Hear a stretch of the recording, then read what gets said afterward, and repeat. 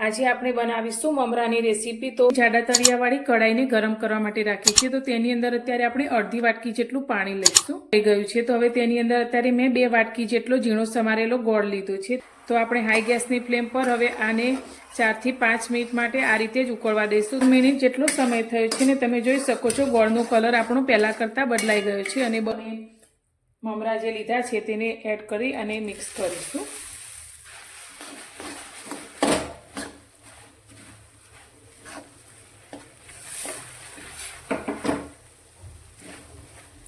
તો અત્યારે આપણે થોડીવાર માટે ગેસની ફ્લેમ બિલકુલ બંધ કરી દેવાની છે।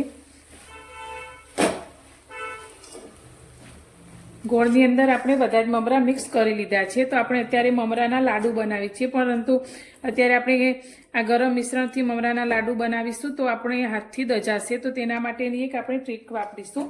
તો અત્યારે મેં આ રીતની ઘરમાં રહેલી એક નાની વાટકી લીધી છે। તો આપણે થોડું મિશ્રણ આ રીતે વાટકીની અંદર લઈ લઈશું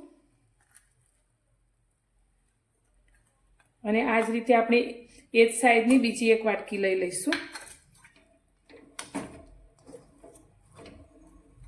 ને તેમાં પણ આ રીતે આપણે ભરી લઈશું અને બંને વાટકીને આપણે આ રીતે ભેગી કરી લઈશું અને થોડું પ્રેસ કરી લઈશું।